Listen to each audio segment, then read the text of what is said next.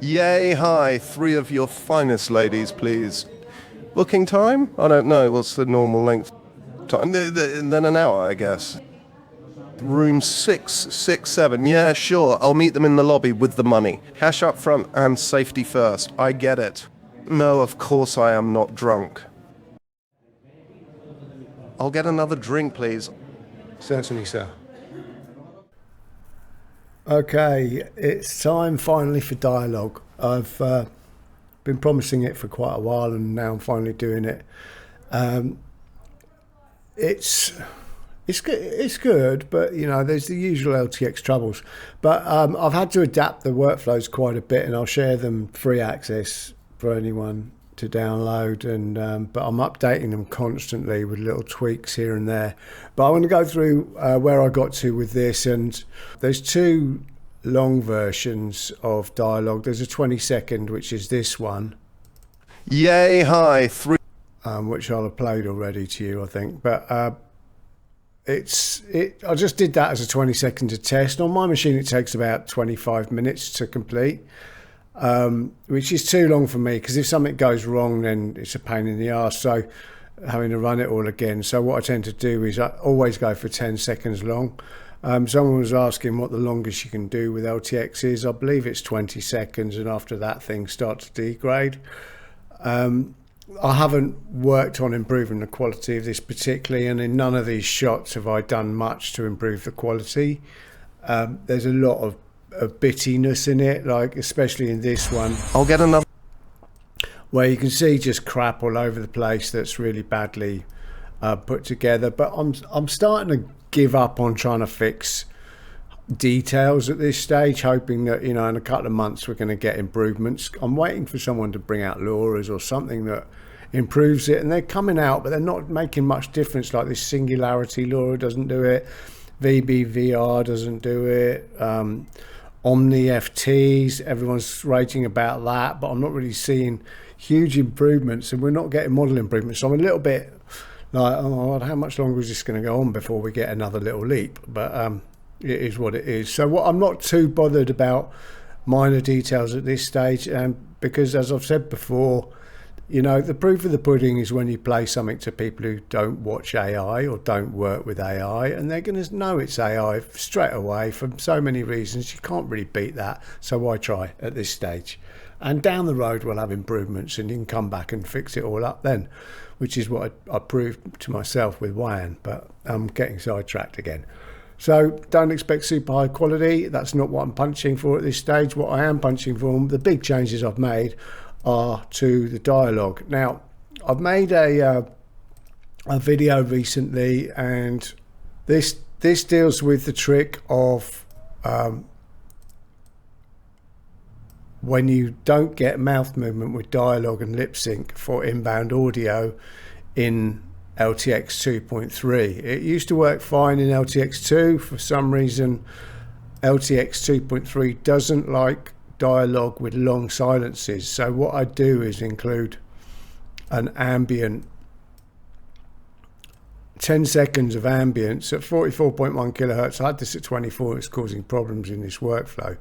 But what I actually recommend is using Audacity to make your 10-second dialogue, and then you don't need all this section here, which it works, but you can easily get confused with it. So oh god, so this little bunch of nodes here, these pink ones, are in there to help merge your audio. I'll get another drink, please. Certainly, sir. Oh, I've actually done the full one there. That's the one I did in this Audacity, but that was just a 2-second audio with this, which is just 10 seconds of ambient room sound. I reduce it to -40 LUFS. I keep the volume of the vocals at -23 LUFS. Those are pretty much standard for what I work with regardless. This was at -16, but I've reduced it to -23. It just gives you more headroom in post later, but I often actually take these out. Like this one, it's got the ambient sound I've added in and both guys speaking. and I plugged that straight in, so this goes into the latent here. And now in the workflow, you've got to choose between your 3 audio sources. So you've got empty latent, which is like basically you don't care about the audio, but you have to have something plugged in, plug that in, or the use the audio from the video, plug that one in, or use the audio from your audio voice here, which I'll talk about in why I don't actually use it in this workflow in a minute.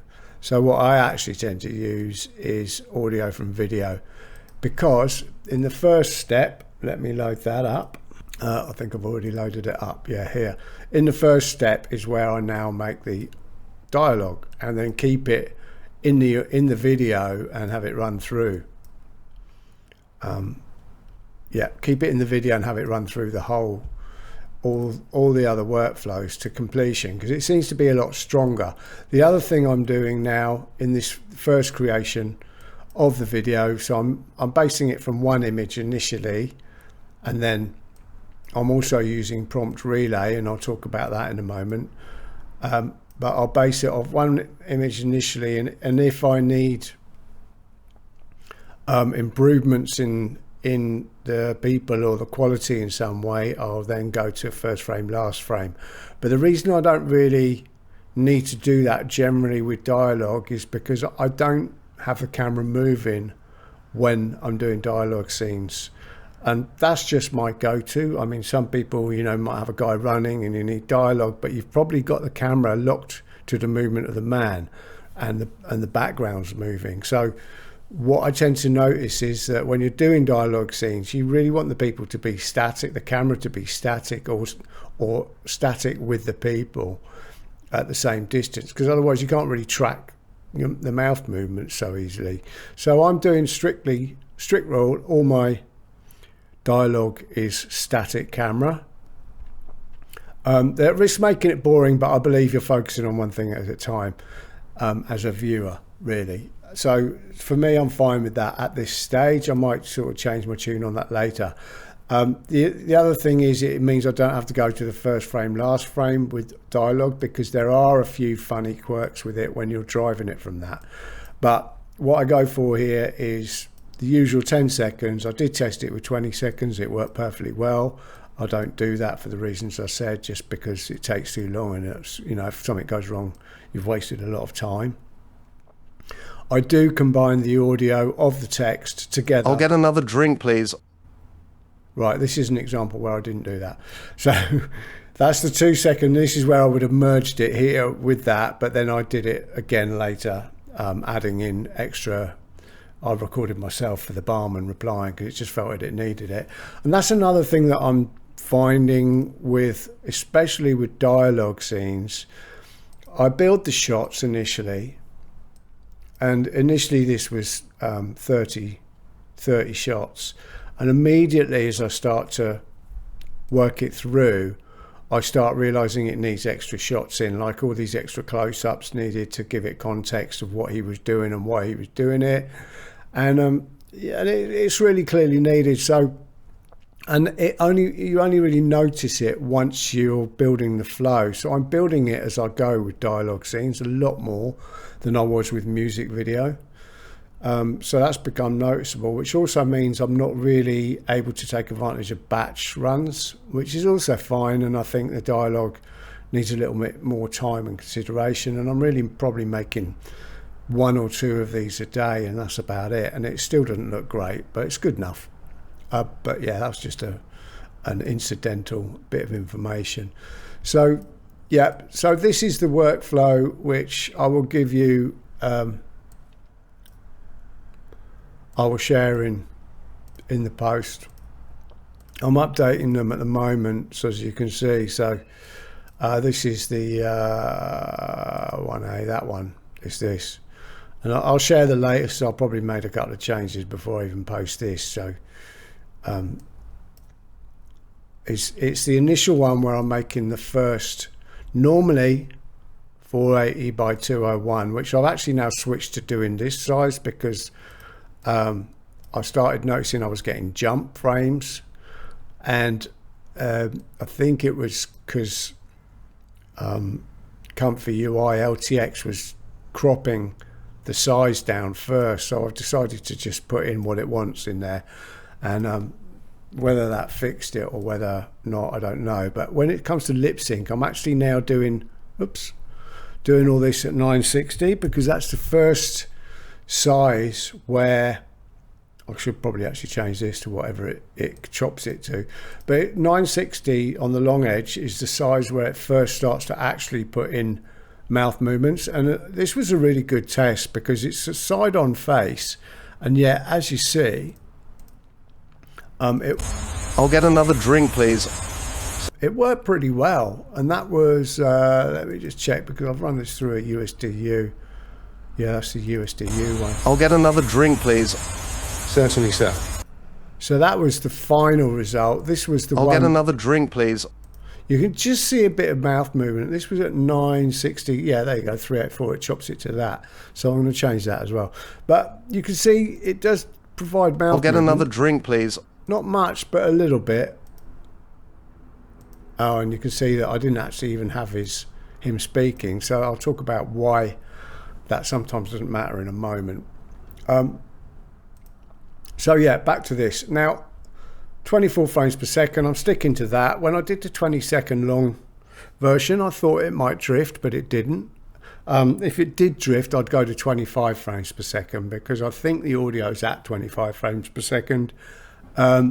Sticking to 24 is where I end up with all my footage, so I stick with it religiously at this stage anyway, because it's less frames for my poor little lowly low VRAM 3060 to have to make. So yeah, unless there's a real reason for changing that, I'm not going to. If you're going to 20 seconds, you need to make that 481. 10 seconds, 241. You need the +1. You know, it's 10 times that or 20 times that. You need the +1 because there's a latent guide, and it's just kind of the rules with LTX. You have to add 1, otherwise it'll give you errors. That's just a noise seed that I've added in as an element here. Now, I've changed this somewhat, as I said, so I've added all this sort of junk in here, but it all serves a purpose. But really, if you're going to do the fix up in Audacity, you only really need this one, and plug it in there and use your 10-second audio there. You'll have to kind of look at that and figure it out. There's a lot of information in here.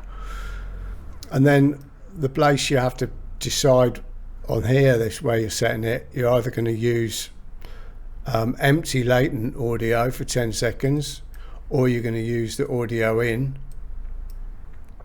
Switch them over here, either that for to latent audio, or the audio in here.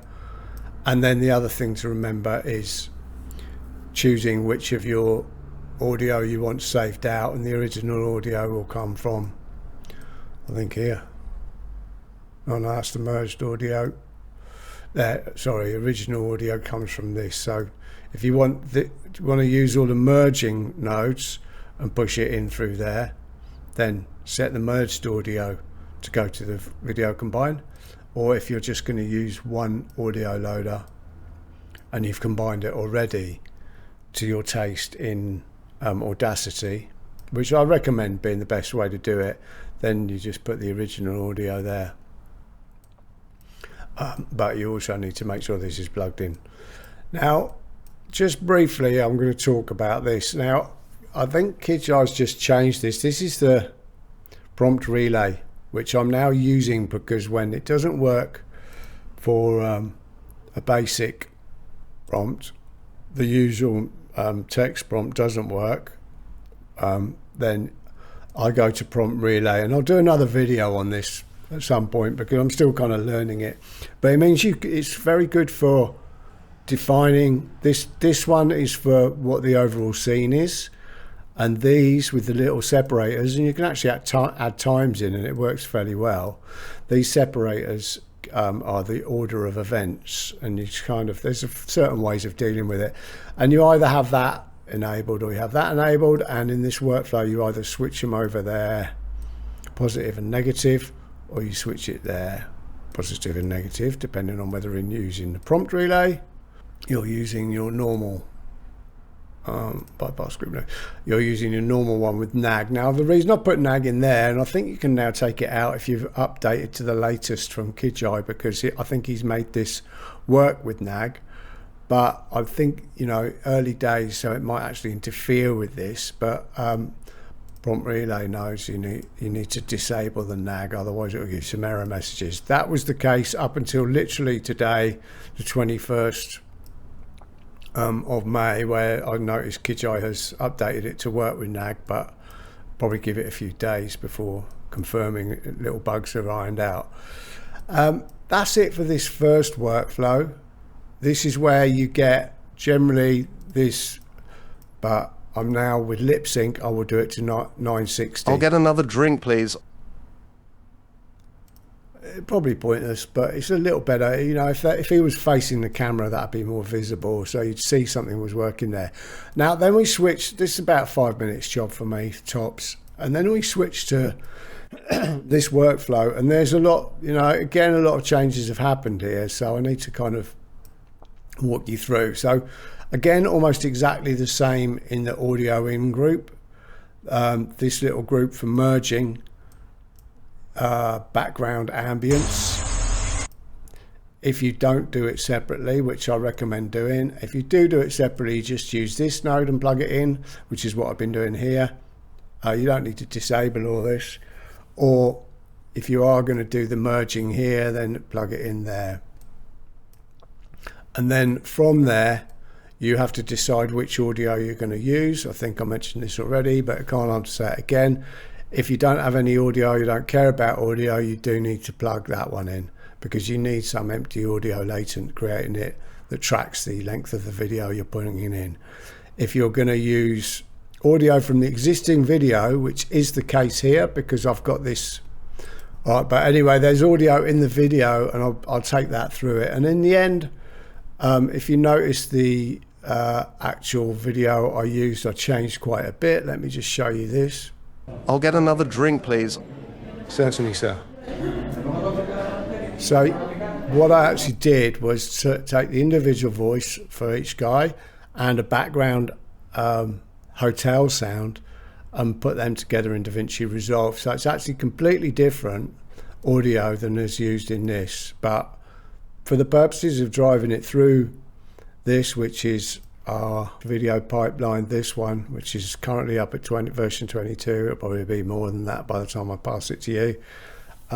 It's where we're doing the dual upscaling of what I just showed you in this workflow.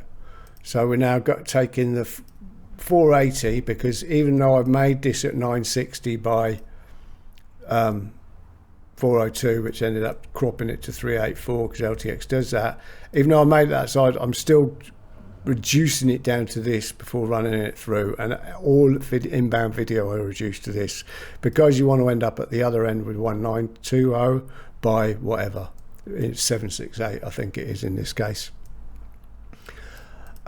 Yeah, so, and the other thing I'm doing here, just in this case, normally this would be 2 images, plug the second image, so it'd be first and last frame. I don't use Kijai's nodes for more than that. I use another workflow which currently isn't working.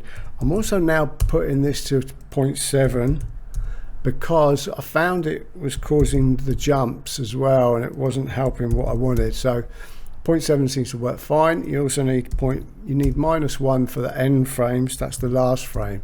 So what you got here is, because there's 2 samplers, upscaler 1 and then it goes into upscaler 2, you need 2 of these for the inbound image, first frame, last frame.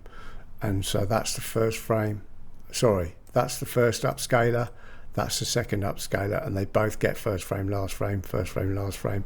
These settings should be exactly the same. This being your empty audio latent, this being your inbound audio if you've got dialogue, this being audio if you're taking it from the video itself, which in this case I am doing. And then again, 3 options here. You decide which you're going to stick into the video at the end. So actually it should be that one.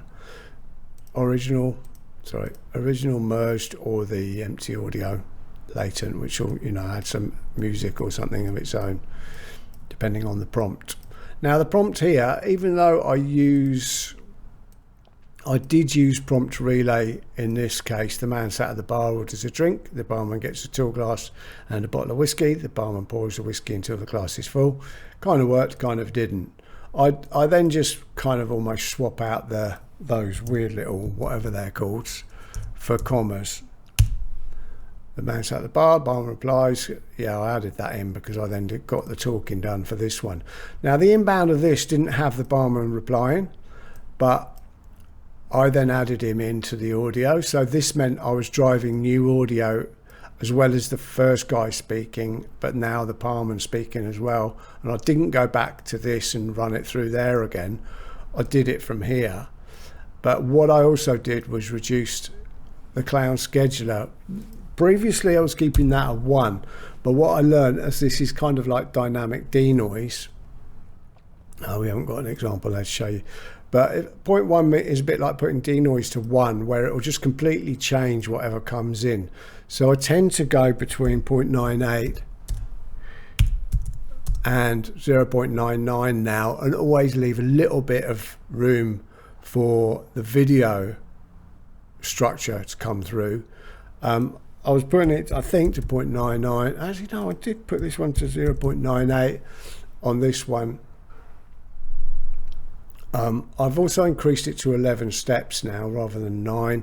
It doesn't add too much time to the overall thing. I'm getting it done in about 13 minutes on my 3060, even with dialogue, so that's fine. I'm okay with that. I tend to do 15 minutes, even if I'm putting it through multiple workflows. 15 minutes per workflow is my kind of guideline rule that I won't go beyond, just because of the amount of time it's taking, and otherwise you start giving yourself too much trouble with later time frames. What else do I need to show you? I've been experimenting with this singularity. I don't think it does very much. Maybe it's more for T to V than I to V. I've still got this VBVR and the latest one in there. I don't know how well it's working, and it's probably more for structure, both of these. I think I added it into this one. Yeah, I've added both in there, and there's not Omni MTV or something that everyone's raving on about, but I'm not really that impressed by the looks of it yet either. So still waiting on something that actually does dazzle. That's the standard LoRa for distill, so I always keep that, and you know, standard dev. I was looking at switching to the transformers, but they're like 25 gig, and this is 13 gigabytes in file size. Even though it's a myth about file size equaling your VRAM, that's total nonsense. It's more about how much it loads. So I could try the 25 gigabyte one. It'll probably work, but it might also use up so much VRAM that other things slow it down when they're trying to load. So I think it's the wrong place to look for improvements as well. I think Q5 is as good as I need. What else goes on in here? Our camera remains static. I've explained about that because of dialogue scenes I tend to keep static. What I might add in is a bit of camera shake in DaVinci, that I'm finding that work quite well in the music videos, just to give a subtle sense of movement. There's a rule in music production where they used to say, because everyone would use too much reverb or never know how much reverb to put on the final mix, and they say dial it back until you can't hear it and then dial it back one notch more. And I try and do that with any little effects like camera shake or anything like that. So I'll dial it to a place where I'm not noticing it and then set it one more back from that. And I think that's good, because I personally think subtle's better. There's a lot of things. I personally hate camera shake in movies because I get vertigo, and I can't watch films where they use it obsessively, and I think it's really tacky as well. So apart from the fact it makes me spin out, yeah, but that's me maybe. I've already spoken about these changes I've made with these samplers, where I'm now using the sampler. I've noticed someone get some really good quality final results out of LTX that was like absolutely phenomenal, and they shared what they used, and the thing they were using here was the clown shark sampler, but I've tried it before and it just adds so much time that I can't use it, and it's a real shame because that would really bounce up the quality quite significantly. And they use the Res 2S, so again it's like going through it twice. But so I just stick to this, and if I ever change my machine up, I get a more VRAM or a faster GPU, then that'll be the first thing I'll switch out, will be switch this out for clown shark sampler and start fluffing around with that bong tangent stuff and the Res 2 stuff. But for my purposes, it's just I'd rather get it done in a timely fashion. Euler Ancestral was about the best. I've also seen a guy talking about when you get problems with Euler Ancestral, switch it to LCM and vice versa. I definitely find Euler Ancestral to be slightly better. I find 11 steps to be slightly better than 9. Going above that, I wasn't finding it to improve it that much more, and I'm using Euler Ancestral in both. I haven't changed this, haven't changed anything in here. It's all much the same. Still got the memory cleanup going on here and at the very end, and that's working pretty well. And I don't currently have any switches in the batch file at all, even though if you do need to put any in, one thing I saw recently was a guy saying the only thing you really need to put in is disabled pin memory. So if you get problems, try just using that. But I haven't got any of these in at the moment, none of them. Even though I think I've said I've been using them, I'm not at the moment, and that's been fine. But when I tend to run into problems is when I'm doing batch runnings.